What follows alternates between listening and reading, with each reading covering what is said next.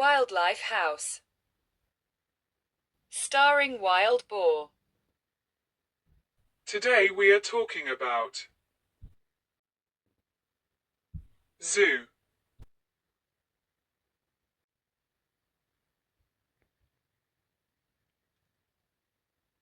A zoo, short for zoological garden, also called a zoological park, animal park, or menagerie, is a facility where animals are kept within enclosures for public exhibition and often bred for conservation purposes.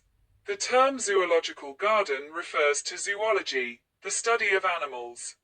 The term is derived from the ancient Greek zoon, zerion, animal, and the suffix liar, logia, study of. The abbreviation zoo was first used of the London Zoological Gardens, which was opened for scientific study in 1828, and to the public in 1847. The first modern zoo was the Tierpark Hagenbeck by Carl Hagenbeck in Germany. In the United States alone, zoos are visited by over 181 million people annually.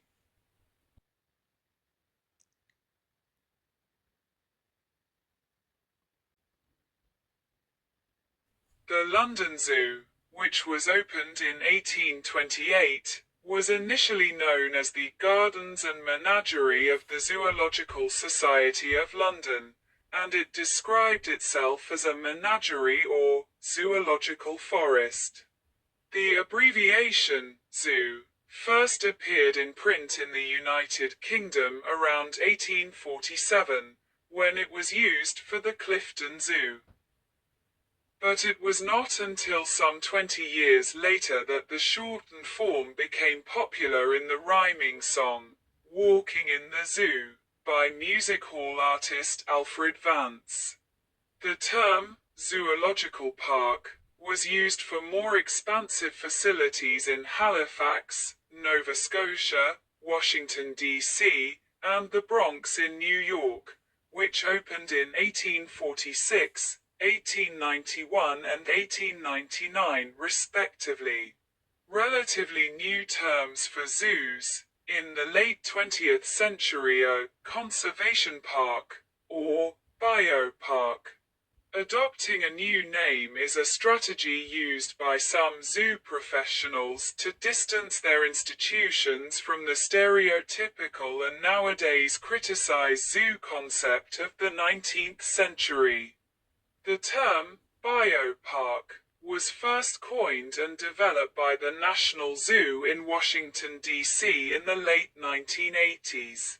In 1993, the New York Zoological Society changed its name to the Wildlife Conservation Society and rebranded the zoos under its jurisdiction as wildlife conservation parks.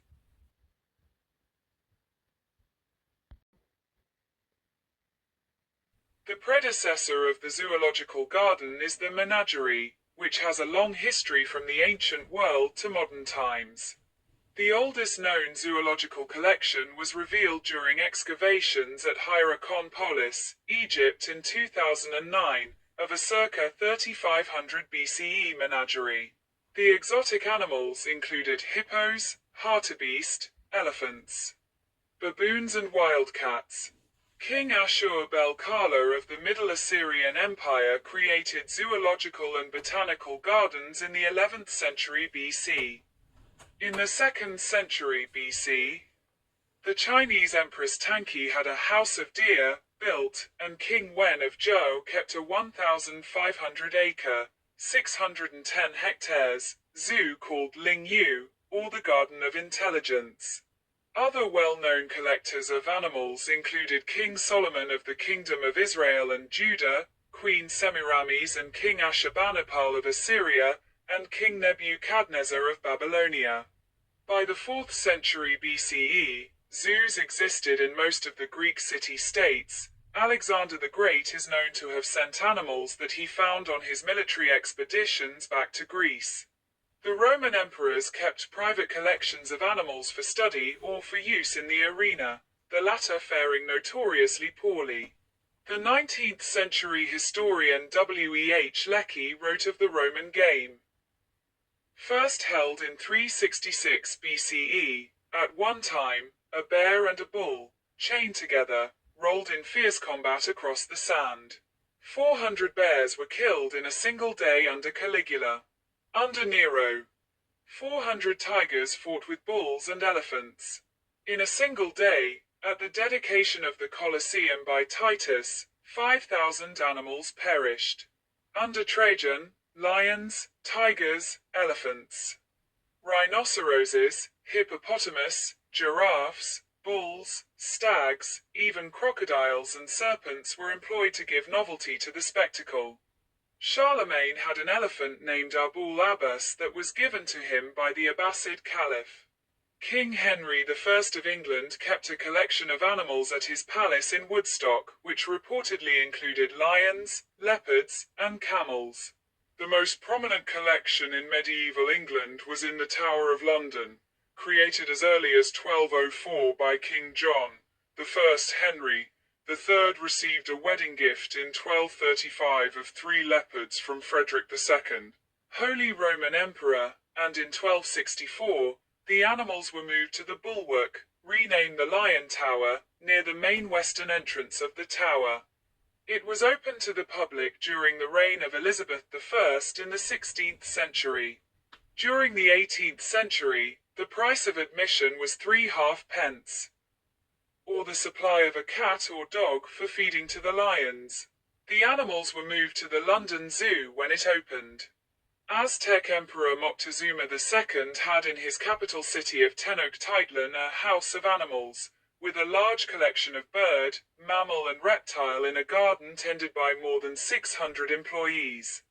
The garden was described by several Spanish conquerors, including Hernán Cortés in 1520. After the Aztec revolt against the Spanish rule, and during the subsequent battle for the city, Cortés reluctantly ordered the zoo to be destroyed.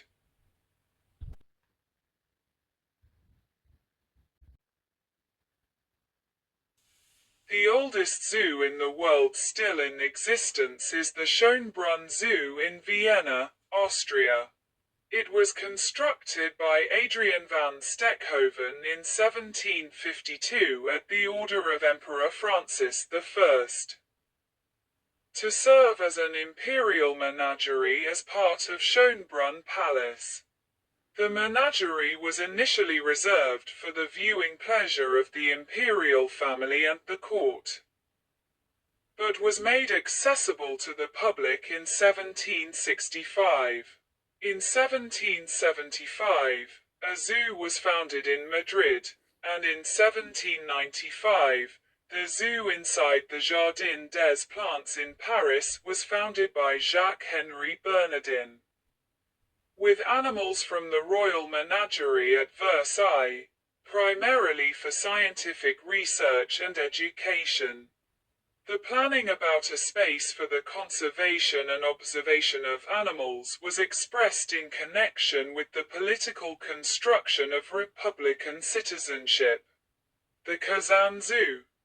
The first zoo in Russia was founded in 1806 by the professor of Kazan Federal University Karl Fuchs.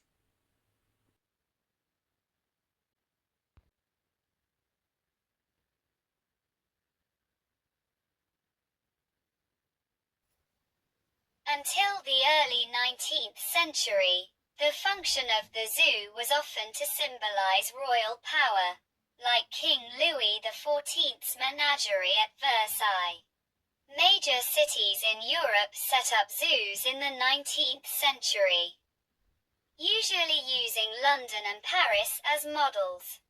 The transition was made from princely menageries designed to entertain high society with strange novelties into public zoological gardens.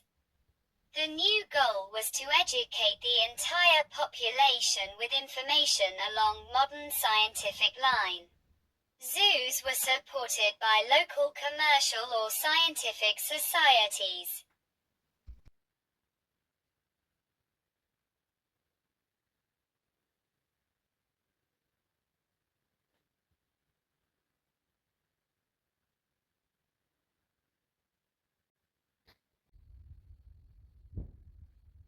The modern zoo that emerged in the 19th century in the United Kingdom was focused on provide scientific study and later educational exhibits to the public for entertainment and inspiration.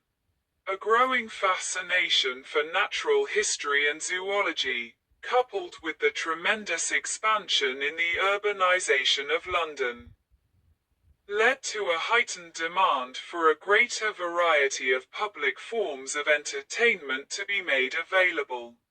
The need for public entertainment, as well as the requirements of scholarly research, came together in the founding of the first modern zoos. Whipsnade Zoo in Bedfordshire, England, opened in 1931. It allowed visitors to drive through the enclosures and come into close proximity with the animals. The Zoological Society of London was founded in 1826 by Stamford Raffles and established the London Zoo in Regent's Park 2 years later in 1828. At its founding, it was the world's first scientific zoo. Originally intended to be used as a collection for scientific study, it was opened to the public in 1847. The zoo is located in Regent's Park, then undergoing development at the hands of the architect John Nash. What set the London Zoo apart from its predecessors was its focus on society at large. The zoo was established in the middle of a city for the public, and its layout was designed to cater for the large London population. The London Zoo was widely copied as the archetype of the public city zoo. In 1853, the zoo opened the world's first public aquarium. It closed in 2019, and some fish moved to Whipsnade Zoo. Dublin Zoo was opened in 1831 by members of the medical profession interested in studying animals while they were alive and more particularly getting hold of them when they were dead. Downs Zoological Gardens, created by Andrew Downes and opened to the Nova Scotia public in 1847. It was originally intended to be used as a collection for scientific study. By the early 1860s, the zoo grounds covered 40 hectares with many fine flowers and ornamental trees, picnic areas, statues, walking paths, the glass house, which contained a greenhouse with an aviary, aquarium, and museum of stuffed animals and birds, a pond, a bridge over a waterfall, an artificial lake with a fountain, a wood-ornamented greenhouse, a forest area, and enclosures and buildings. The first zoological garden in Australia was Melbourne Zoo in 1860.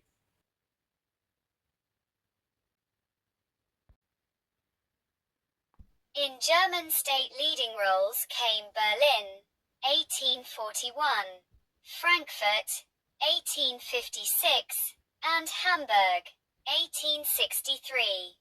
In 1907, the entrepreneur Karl Hagenbeck founded the Tierpark Hagenbeck in Eimsbüttel, now a quarter of Hamburg. His zoo was a radical departure from the layout of the zoo that had been established in 1828.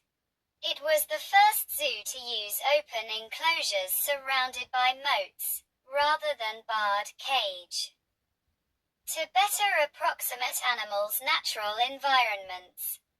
He also set up mixed species exhibits and based the layout on the different organized principle of geography, as opposed to taxonomy.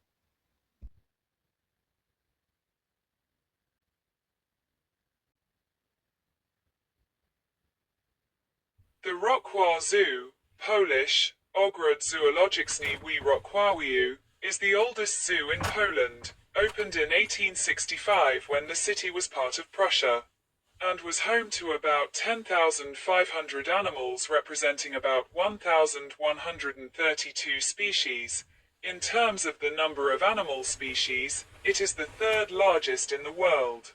In 2014, the Rockwell Zoo opened the Africarium, the only themed oceanarium devoted solely to exhibiting the fauna of Africa, comprehensively presenting selected ecosystems from the continent of Africa, housing over 10,000 animals.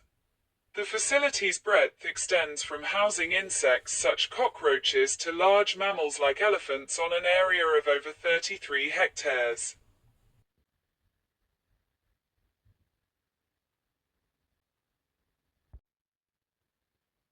In the United States, the Philadelphia Zoo opened on July 1, 1874, earning its motto, America's First Zoo. The Lincoln Park Zoological Gardens in Chicago and the Cincinnati Zoo opened in 1875. In the 1930s, federal relief programs provided financial aid to most local zoos.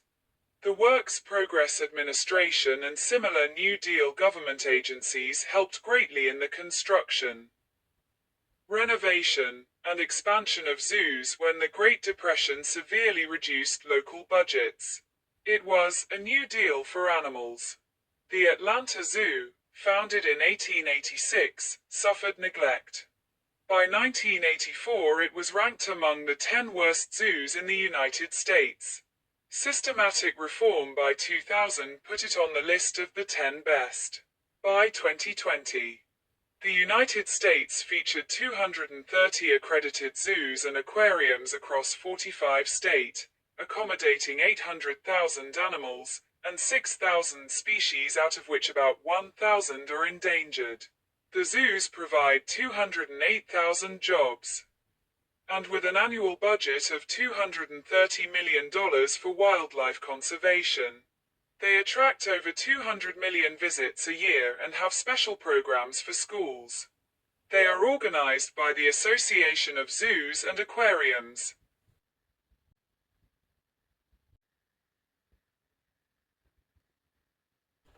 Japan's first modern zoo, Tokyo's Ueno Zoo, opened in 1882 based on European models.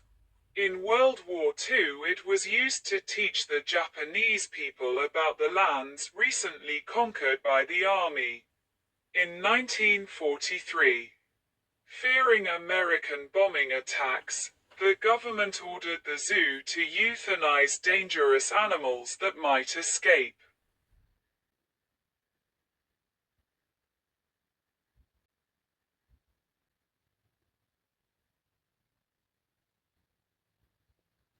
When ecology emerged as a matter of public interest in the 1970s, a few zoos began to consider making conservation their central role, with Gerald Durrell of the Jersey Zoo, George Rabb of Brookfield Zoo, Chicago, and William Conway of the Bronx Zoo, Wildlife Conservation Society, leading the discussion. From then on, zoo professionals became increasingly aware of the need to engage themselves in conservation programs, and the American Zoo Association soon said that conservation was its highest priority. To stress conservation issues, many large zoos stopped the practice of having animals perform tricks for visitors.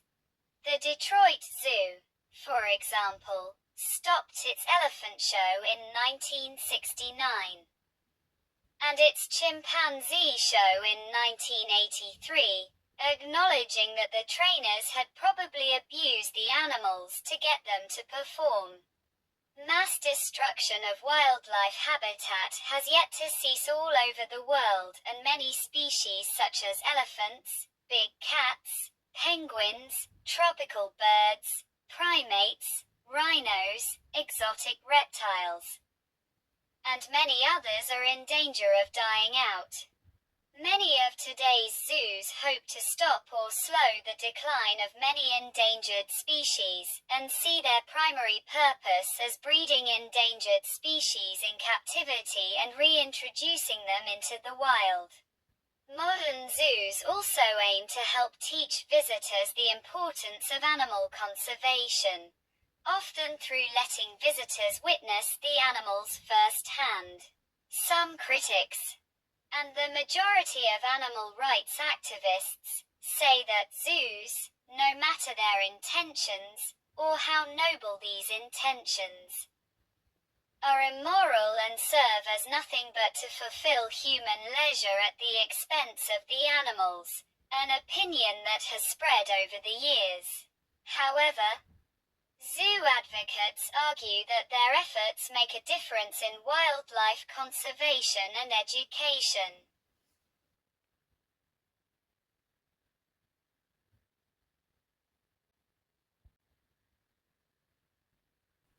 Humans were occasionally displayed in cage at zoos along with non-human animals, to illustrate the differences between people of European and non-European origin. In September 1906, William Hornaday, director of the Bronx Zoo in New York City, with the agreement of Madison Grant, head of the New York Zoological Society, had Ota Benga, a Congolese pygmy, displayed in a cage with the chimpanzees. Then with an orangutan named Dohong, and a parrot. The exhibit was intended as an example of the missing link between the orangutan and white man. It triggered protests from the city's clergymen. But the public reportedly flocked to see Benga. Humans were also displayed at various events, especially colonial expositions such as the 1931 Paris Colonial Exposition, with the practice continuing in Belgium at least to as late as 1958 in a Congolese village display at Expo 58 in Brussels. These displays, while sometimes called human zoos, usually did not take place in zoos or use cage.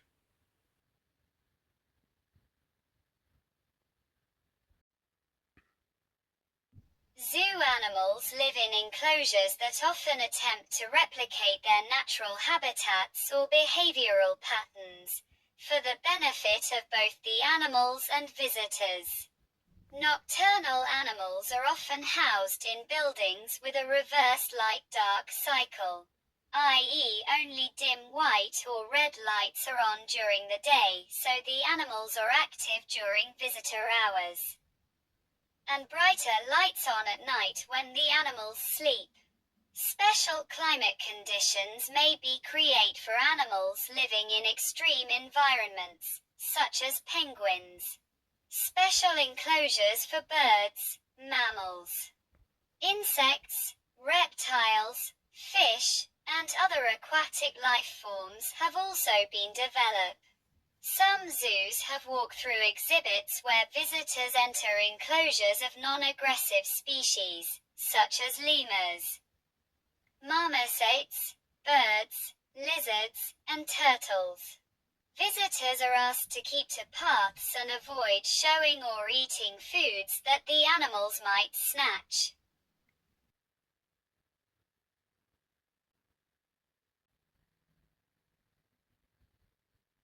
Some zoos keep animals in larger, outdoor enclosures, confining them with moats and fences, rather than in cage. Safari parks, also known as zoo parks and lion farms, allow visitors to drive through them and come in close proximity to the animals. Sometimes, visitors are able to feed animals through the car windows.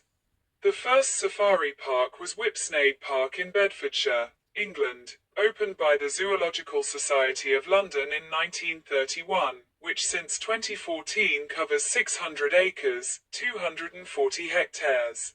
Since the early 1970s, an 1,800 acres, 730 hectares, park in the San Pasqual Valley near San Diego has featured the San Diego Zoo Safari Park, run by the Zoological Society of San Diego.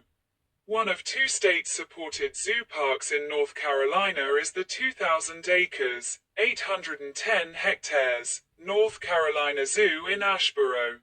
The 500 acres, 200 hectares, Werribee Open Range Zoo in Melbourne, Australia, displays animals living in an artificial savanna.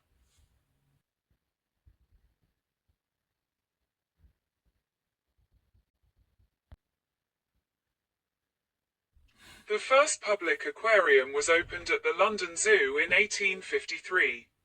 This was followed by the opening of public aquaria in continental Europe, e.g. Paris in 1859, Hamburg in 1864, Berlin in 1869, and Brighton in 1872, and the United States, e.g. Boston in 1859, Washington in 1873, San Francisco Woodward's Gardens in 1873, and the New York Aquarium at the Battery in 1896.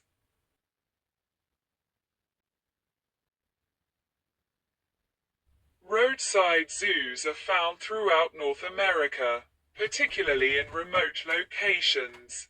They are often small, for-profit zoos, often intended to attract visitors to some other facility, such as a gas station.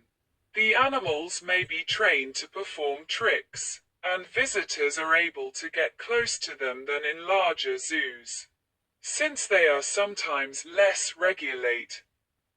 Roadside zoos are often subject to accusations of neglect and cruelty. In June 2014, the Animal Legal Defense Fund filed a lawsuit against the Iowa Base Roadside Cricket Hollow Zoo for violating the Endangered Species Act by failing to provide proper care for its animals. Since filing the lawsuit, ALDF has obtained records from investigations conducted by the USDA's Animal and Plant Health Inspection Service. These records show that the zoo is also violating the Animal Welfare Act.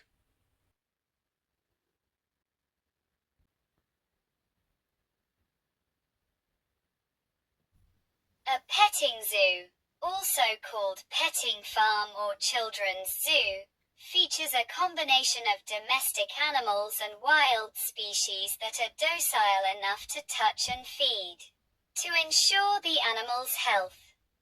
The food is supplied by the zoo, either from vending machines or a kiosk nearby.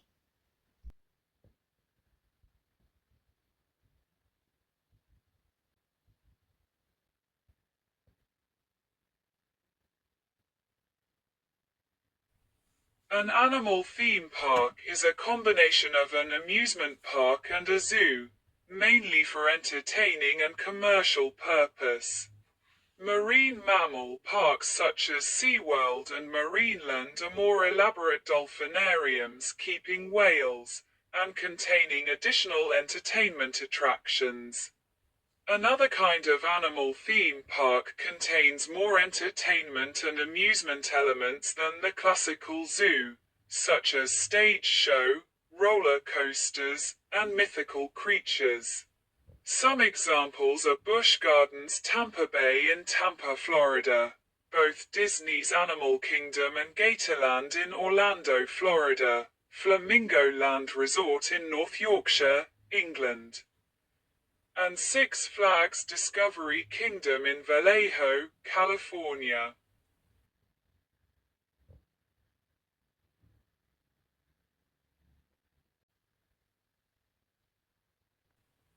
By 2000, most animals being displayed in zoos were the offspring of other zoo animals. This trend, however, was and still is somewhat species-specific. When animals are transferred between zoos, they usually spend time in quarantine, and are given time to acclimatize to their new enclosures, which are often designed to mimic their natural environment. For example, some species of penguins may require refrigerated enclosures. Guidelines on necessary care for such animals is published in the Zoological Society of London. Animal exchanges between facilities are usually made voluntarily, based on a model of cooperation for conservation. Loaned animals usually remain the property of the original park, and any offspring yielded by loaned animals are usually divided between the lending and holding institutions. For decades, the capture of wild animals or purchasing of animals has been broadly considered unethical, and has not been practiced by reputable zoos.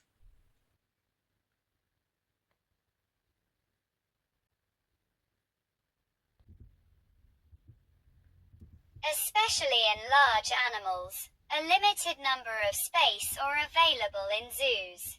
As a consequence, various management tools are used to preserve the space for the genetically most important individuals and to reduce the risk of inbreeding. Management of animal populations is typically through international organizations such as AZA and EAZA.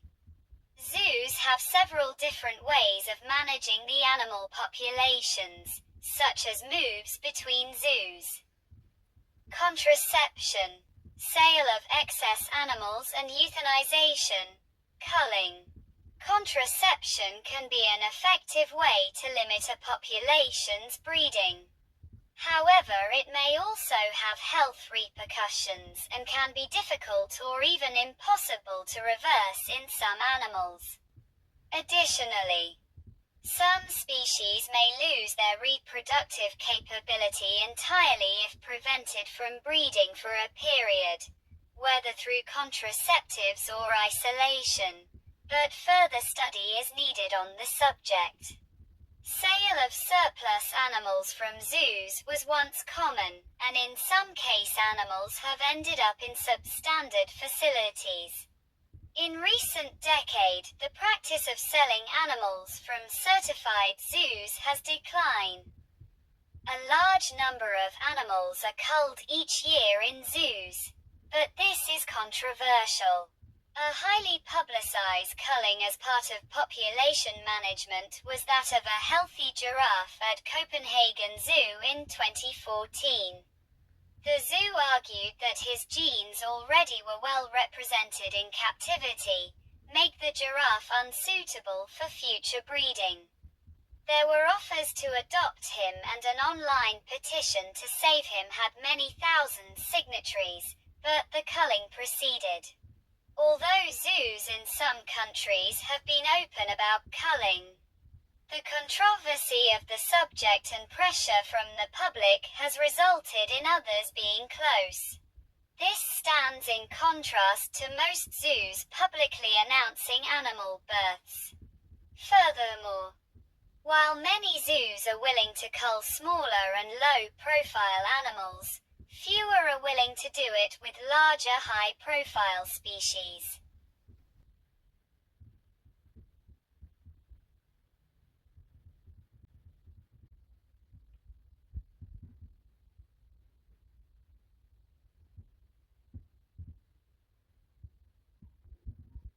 Many animals breed readily in captivity. Zoos frequently are forced to intentionally limit captive breeding because of a lack of natural wild habitat in which to reintroduce animals. This highlights the importance of in situ conservation, or preservation of natural space, in addition to the utility of zoo captive breeding and reintroduction programs. In situ conservation and reintroduction programs are key elements to obtaining certification by reputable organizations such as the Association of Zoos and Aquariums, AZA. Efforts to clone endangered species in the United States, Europe, and Asia are frequently embedded in zoos and zoological parks.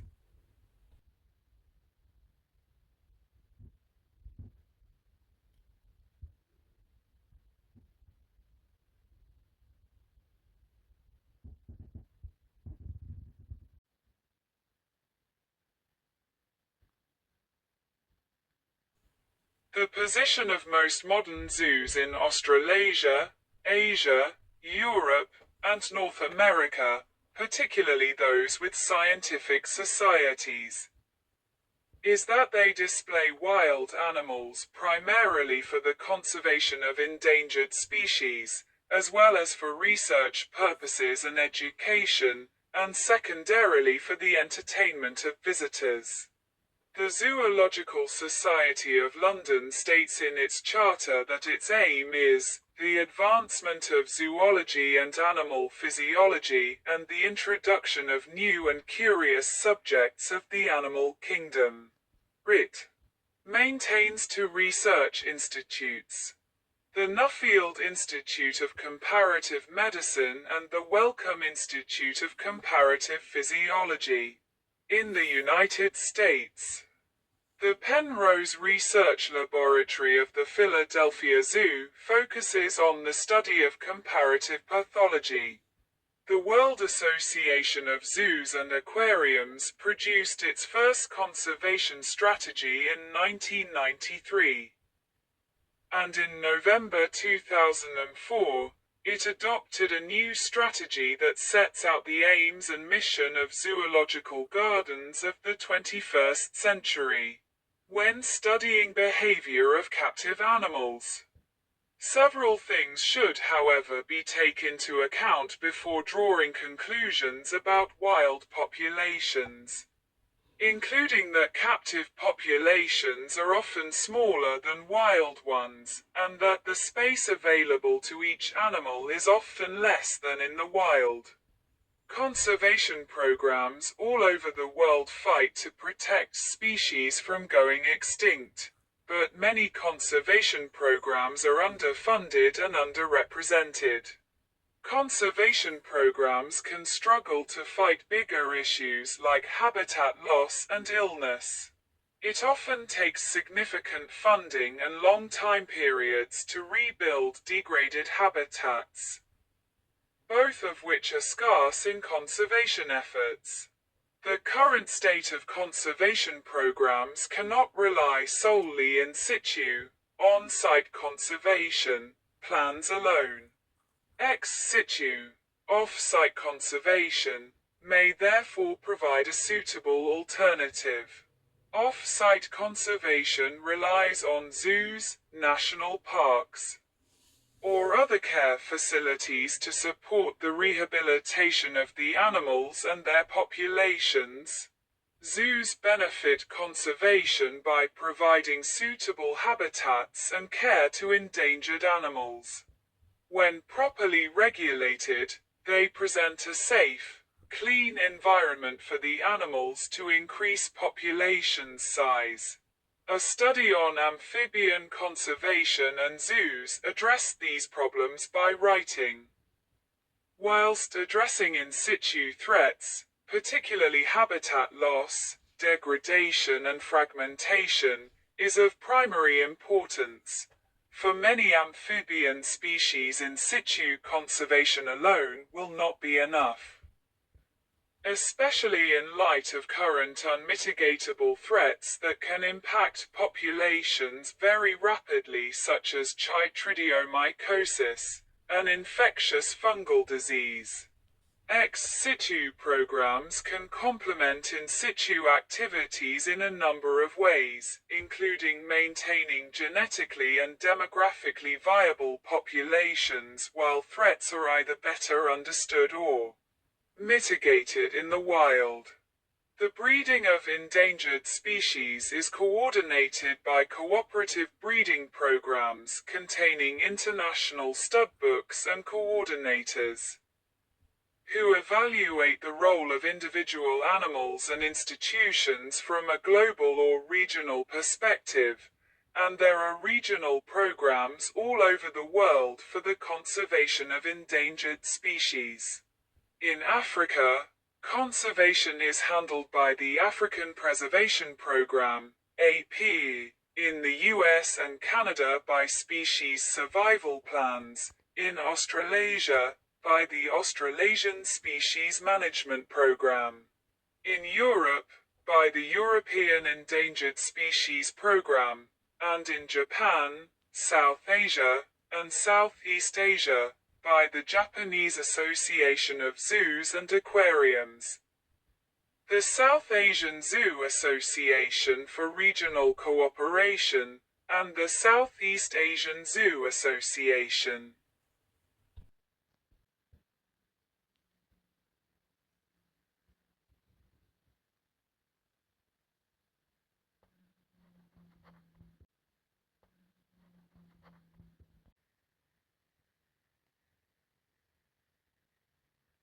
Beside conservation of captive species, large zoos may form a suitable environment for wild native animals such as herons to live in or visit. A colony of black-crowned night herons has regularly summered at the National Zoo in Washington, D.C. for more than a century. Some zoos may provide information to visitors on wild animals visiting or living in the zoo, or encourage them by directing them to specific feeding or breeding platforms. In addition to these potential positive impacts, Milstein proposes that zoos can transform their practices by increasing their focus on wildlife rescue and care, and by make better use of online platforms to situate species of interest within their wide ecologies. Such changes may enhance public education and encourage audiences to participate in projects and campaigns that limit the ecologically destructive process putting local wildlife at risk in the first place.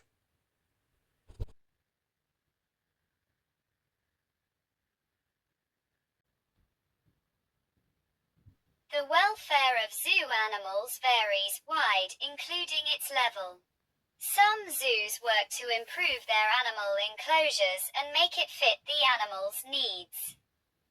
But constraints such as size and expense can complicate this. The type of enclosure and the husbandry are of great importance in determining the welfare of animals. Substandard enclosures can lead to decreased lifespans, caused by factors as human diseases, unsafe materials in the cage and possible escape attempts. However, when zoos take time to think about the animal's welfare, zoos can become a place of refuge. Today, many zoos are improving enclosures by including tactile and sensory features in the habitat that allow animals to encourage natural behaviors. These additions can prove to be effective in improving the life of animals in captivity. The tactile and sensory features will vary depending on the species of animal. Here are animals that are injured in the wild and are unable to survive on their own. But in the zoos they can live out the rest of their lives healthy and happy. In recent years, some zoos have chose to move out some larger animals because they do not have the space available to provide an adequate enclosure for them. However, those cannot avoid the fundamental issue of commercially exploiting beings that are inherently deserving of respect, and infringing upon their freedom. An issue with animal welfare in zoos is that best animal husbandry practice are often not complete known, especially for species that are only kept in a small number of zoos. To solve this, organizations like EAZA and AZA have begun to develop husbandry manuals.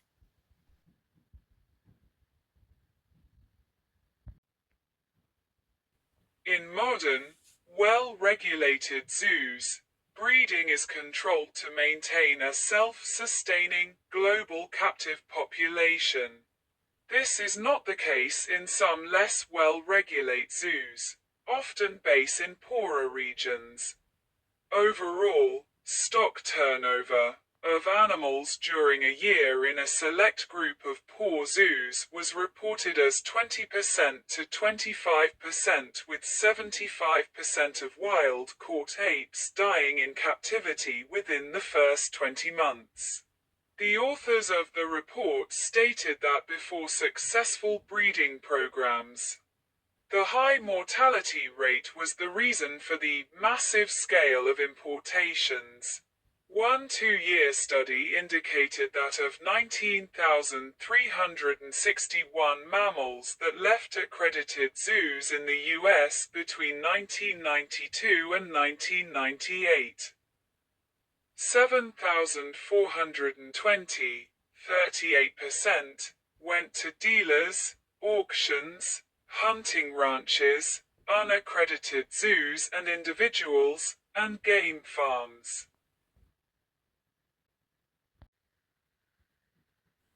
Many modern zoos attempt to improve animal welfare by provide more space and behavioral enrichments. This often involves housing the animals in naturalistic enclosures that allow the animals to express more of their natural behaviors, such as roaming and foraging. Whilst many zoos have been working hard on this change, in some zoos, some enclosures still remain barren concrete enclosures or other minimally enriched cages. Sometimes animals are unable to perform certain behaviors in zoos, like seasonal migration or traveling over large distances. Whether these behaviors are necessary for good welfare, however, is unclear. Some behaviors are seen as essential for an animal's welfare, whilst others are not. It is, however, shown that even in limited space, certain natural behaviors can still be performed. A study in 2014, for example, found that Asian elephants in zoos covered similar or higher walking distances when compared to sedentary wild populations. Migration in the wild can also be related to food scarcity or other unfavorable environmental problems. However, a proper zoo enclosure never runs out of food or water. And in case of unfavorable temperature or weather, animals are provided with indoor shelter.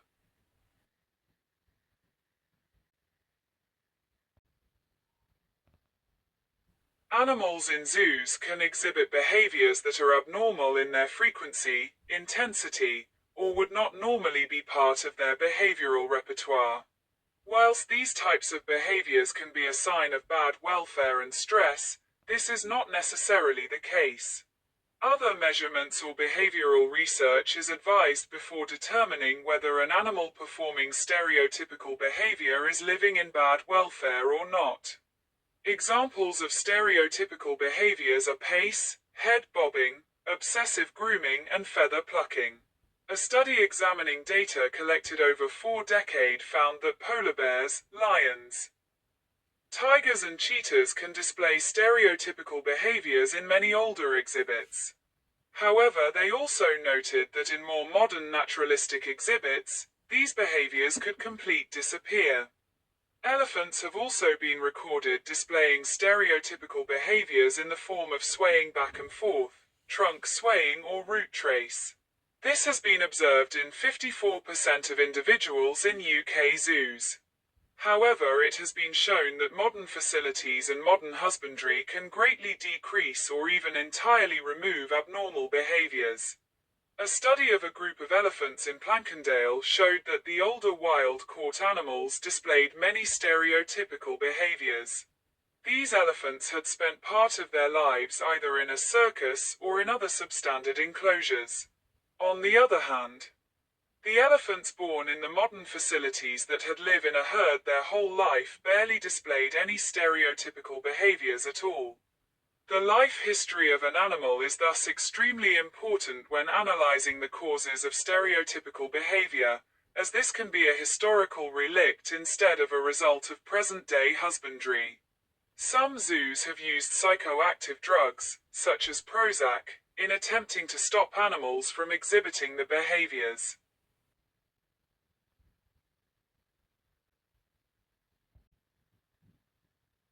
The influence on a zoological environment on animals' longevity is not straightforward. A study of 50 mammal species found that 84% of them lived longer in zoos than they would in the wild on average. On the other hand, some research claims that elephants in Japanese zoos would live shorter than their wild counterparts at just 17 years. This has been refuted by other studies, however. Such studies might not yet fully represent recent improvements in husbandry. For example, studies show that captive-bred elephants already have a lower mortality risk than wild-caught ones.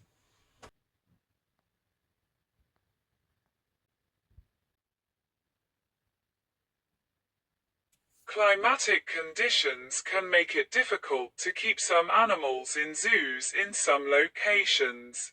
For example, Alaska Zoo had an elephant named Maggie. She was housed in a small indoor enclosure because the outdoor temperature was too low.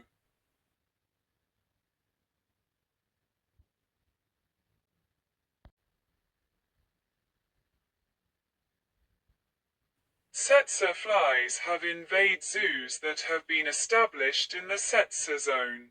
More concerning, tsetse-borne species of trypanosomes have entered zoos outside the traditional tsetse zone in infected animals imported and added to their collections. Whether these can be controlled depends on several factors. Vale 1998 found that the technique use in place attractants was important, and Green 1988, Tor 1994, Tor et al. 1995, and Tor et al. 1997 found the availability for specifically needed attractants for the specific job to also vary wide.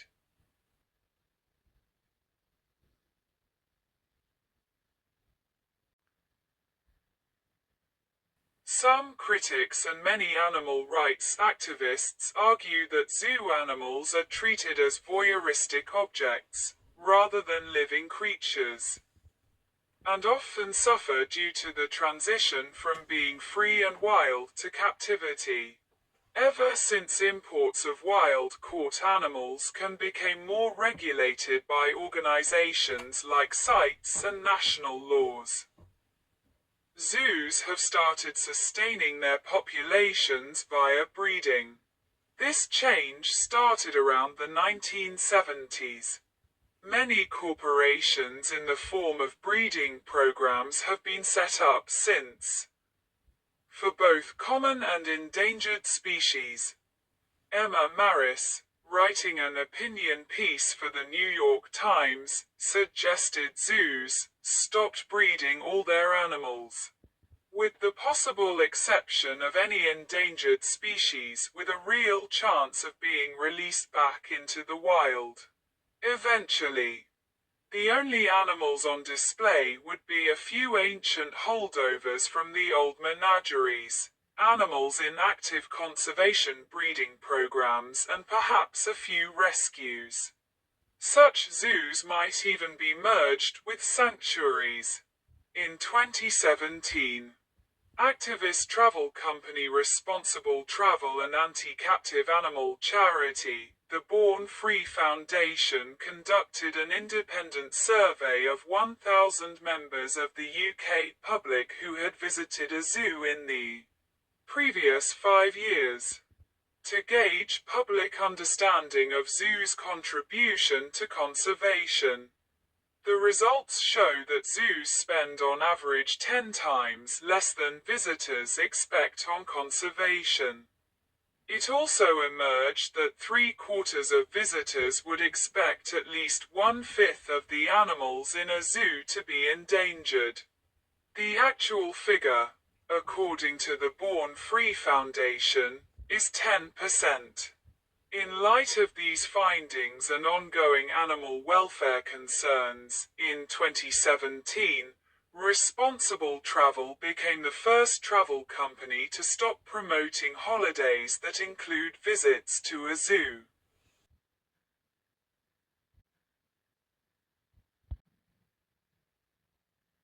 In some countries, feeding live vertebrate to zoo animals is illegal under most circumstances. The UK Animal Welfare Act of 2006, for example, state that prey must be killed for feeding, unless this threatens the health of the predator. Some zoos had already adopted such practices prior to the implementation of such policies. London Zoo, for example, stopped feeding live vertebrate in the 20th century, long before the Animal Welfare Act. Despite being illegal in China, some zoos have been found to still feed live vertebrate to their predators. In some parks like Shongsun Bear and Tiger Mountain Village, live chickens and other livestock were found to be thrown into the enclosures of tigers and other predators. In Guilin, in southeast China, live cows and pigs are thrown to tigers to amuse visitors. Other Chinese parks like Shenzhen Safari Park have already stopped this practice after face heavy criticism.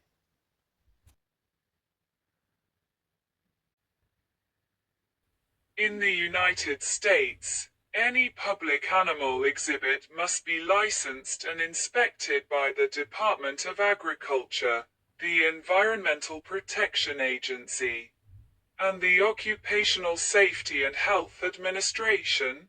Depending on the animals they exhibit, the activities of zoos are regulated by laws, including the Endangered Species Act, the Animal Welfare Act, the Migratory Bird Treaty Act of 1918 and others.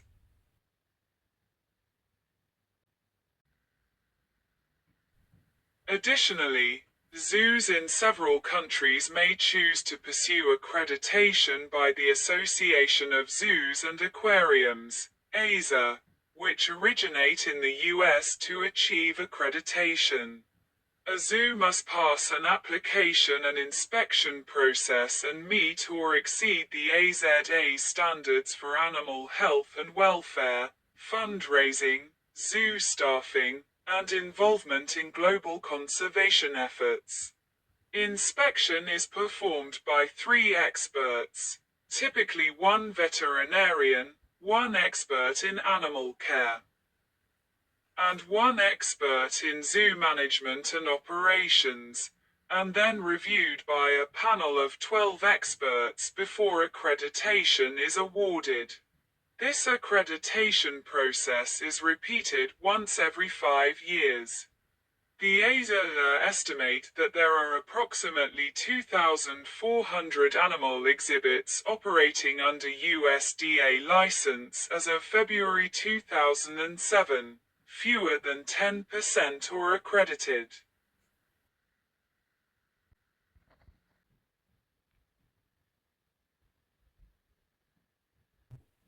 The European Union introduced a directive to strengthen the conservation role of zoos, make it a statutory requirement that they participate in conservation and education, and requiring all member states to set up systems for their licensing and inspection.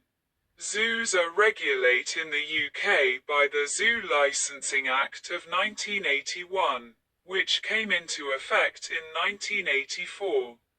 A zoo is defined as any establishment where wild animals are kept for exhibition to which members of the public have access, with or without charge for admission. 7 or more days in any period of 12 consecutive months, excluding circuses and pet shops. The Act requires that all zoos be inspected and licensed, and that animals kept in enclosures are provided with a suitable environment in which they can express most normal behavior.